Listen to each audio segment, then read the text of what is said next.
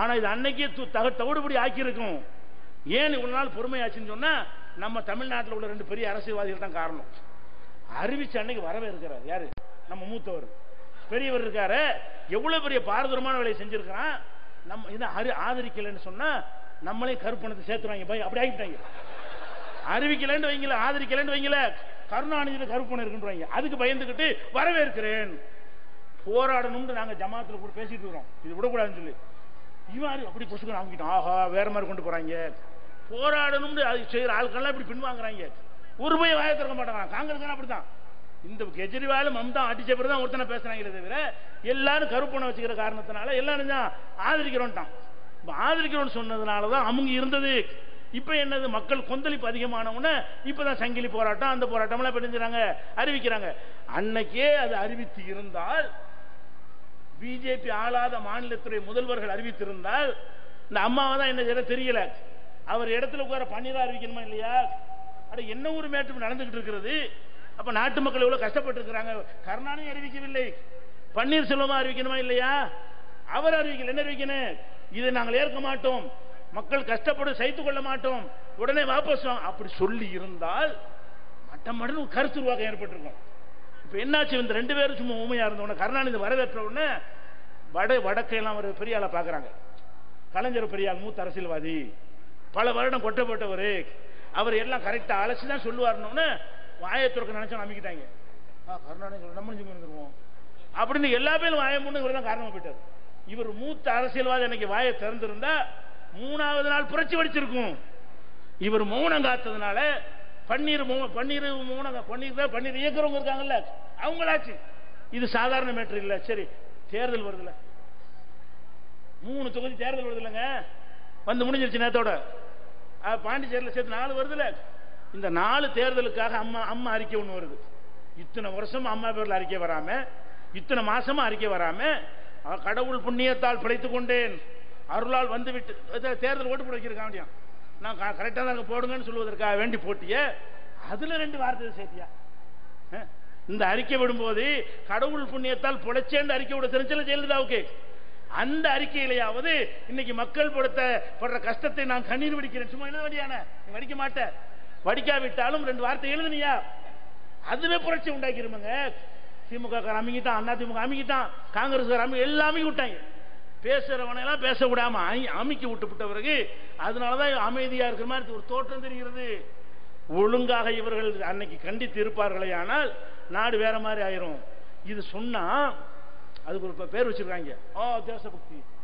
என்னடா கண்டிச்சோன்னு சொன்னா, ராணுவத்தார் எவ்வளவு கஷ்டப்படுறாங்க தெரியுமா, கியூல நிக்கிற மக்கள் நிக்க வச்சுட்டு கேட்டா டிவியில உட்காந்துக்கிட்டு டிவியில விவாதம் பண்றாங்க இந்த பிஜேபி காரங்க எல்லாம். அப்ப என்ன கேட்கறாங்க மக்கள்லாம், இந்த மாதிரி மக்கள் 4000 ரூபாய்க்கு நிக்க வச்சுட்டீங்களா, காலையில கூட சாயந்தரம் நிக்கிறானே, அப்புறம் இல்லங்கிறீங்கள, முடிஞ்சிருச்சுங்கிறீங்கள, இதெல்லாம் சரியா? இதை நீங்கள் கஷ்டம்னு நினைக்கிறீங்களே, நம்ம தேசத்தை பார்ப்பதற்காக ராணுவத்தினர் எவ்வளவு கஷ்டப்படுறாரு தெரியும். இது அது பதில். ராணுவத்திற்கு கஷ்டப்படுறானா சேவையா கஷ்டப்படுறாரா? அவருக்கு ஒரு 1 லட்சம் ரூபாய் நம்ம காசு சம்பளம் போகுது, சும்மா ராணுவம் கஷ்டப்படல. அப்ப எனக்கு 1 லட்சம் ரூபாய் கூட நிக்கிறேன். அடே ராணுவத்துக்கு கொடுக்கிற மாதிரி மாசம் 1 லட்சம் ரூபாய் எனக்கும் செலவு பண்ணீங்கன்னா நான் டெய்லி நிக்கிறேன். நிப்பில எல்லாரும் இதுக்கு பதில் அவனுக்கு சோத்துக்கு நீ பொறுப்பேற்றுக்கிறோம். ராணுவத்துடைய சாப்பாடுக்கு நாங்க பொறுப்பு, எங்க பணம் பொறுப்பு, ராணுவத்துடைய குடும்பத்தாருடைய சாப்பாடுக்கு நாங்க பொறுப்பு. அவர்கள் தியாகம் பண்ணி சேவை ஒண்ணும் செய்யல. அப்ப அந்த மாதிரி ஒரு அடிப்படையை வச்சுக்கிட்டு ராணுவத்தார் கஷ்டப்படுகிறார்கள், அதனால நான் கியூல நிக்கணும்னா அப்ப ராணுவம் இன்னைக்கு தான் கஷ்டப்படுறானா? அப்ப 70 வருஷமா நீ போட்டு சொல்ல வேண்டியான 70 வருஷமா அப்ப என்ன சொல்ல வர்றான், நாளைக்கு நிலை நாளை கட்சி நிலை ராணுவம் இப்போதான் கஷ்டப்பட போறாங்க. ராணுவம் கஷ்டப்படுறதுனால நிக்கணும் என்று சொன்னால் அப்ப தீர்வே இல்லையா? அப்ப இனிமே நிக்கிறதானா? கடைசி நிக்கதான் வேணுமா? என்ன பேசுறாங்க இவங்க? ராணுவத்தார் கஷ்டப்படுறாங்க, ராணுவம் இதுக்கு எதுக்கு என்னடா சம்பந்தம்? சரி, ராணுவம் கஷ்டப்படுறான்ல, உனக்கு 10 லட்சத்துக்கு போட்டு கிழிஞ்ச சட்டையை போட்டு வெளியே வாடா. மோடியை கேட்கிறேன், ராணுவத்தான் கஷ்டப்படுறான்ல, நீனு ஒரு கிழிஞ்ச சட்டையை திருவோட தூக்கிட்டு பேங்க் வாசல் நின்று பார்ப்போம், நீனு எங்களோட நின்றுன்னு சொன்ன அப்ப ராணுவ கஷ்டத்தை உணர்ந்தது அர்த்தம். நாங்க நிக்க நீ சொகுசா இருக்கணுமா? எங்க பணத்தில் நீ சொகுசாக இருப்பாய், நாங்க போய் வெயில்ல காயணுமா? அப்ப இந்த மாதிரி ராணுவத்தில் கஷ்டம். இது பதில் கேட்டோம்னு சொன்னா பதில், நாளைக்கு வரக்கூடிய நல்லதுக்காக இந்த தியாகம் செய்யக்கூடாது. அப்படி சில பேர் இன்னைக்கு கஷ்டமாக இருக்கும், நாளைக்கு வரக்கூடிய நல்லது என்னடா நல்லது, என்ன நல்லது? நாளைக்கு என்ன நடக்கும் தெரியுமா உங்களுக்கு? இவன் இந்த அறிவிப்பை வாபஸ் வாங்க இப்படி விட்டான்னு வைங்க, என்ன நடக்கும்? எல்லாருடைய இப்ப உள்ள பாதிப்பு கிடையாது, இனிமே இருக்கிறது. இனிமே ஒவ்வொருத்தருக்கும் இருக்கிறது பாதிப்பு, கடும் பாதிப்பு. என்ன பாதிப்பு தெரியுமா? இப்ப என்கிட்ட ஒரு 50 லட்சம் ரூபாய் இருக்குன்னு வைங்க, நான் ஒரு வீடு கட்டுவேன். வீடு கட்டுவேன்னா அப்ப வீடு கட்டுறதா கொத்தனாருக்கு வேலை கொடுப்பேன், ஆசாரிக்கு வேலை கொடுப்பேன், எலக்ட்ரிஷியனுக்கு வேலை கொடுப்பேன், பெயிண்டருக்கு வேலை கொடுப்பேன். இப்படியாக ஒரு 10 பேர் வீடு கட்டினான்னு வைங்க, 50 பேருக்கும் டெய்லி வேலை கிடைக்கும். ஆசாரியை கூப்பிட்டோம்னா வரமாட்டாமா, அங்க வேலை இருக்கு இங்க வேலை இருக்குமா. கொத்தனாரை கூப்பிட்டு ஆள் சொல்லுவான். அப்படி ஓடிட்டு இருந்த வண்டி இப்போ எல்லாத்தையும் பிழைக்கார ஆகிட்டாங்க. எவன்ட்டையும் 50 லட்சம் இல்லை 10 லட்சம் காட்ட முடியாது, அது ஒண்ணுமே செய்ய முடியாது. அப்ப என்ன செய்ய மாட்டான்? வீடு கட்ட மாட்டான். சில பேர் நினைக்கிறாங்க பணக்காரன் அடின்னு. பணக்காரனுக்கு அடி இல்லடா, உனக்கு தான் அடி. யாருக்கு அடி? இந்த ஆசாரி கொத்தனார் இருக்க, உதாரணத்துக்கு கொத்தனாருங்கிறேன். ஒரு கொத்தனார் இருப்பானே, ஆனால் அவனுக்கு என்ன அடி விழும் தெரியுமா? 30 நாள் வேலை பார்த்தான்ல, மாசத்துக்கு ஒரு வீடு கட்டினால் ஆச்சரியம், 2 நாள் வேலை கிடைச்சா ஆச்சரியம்.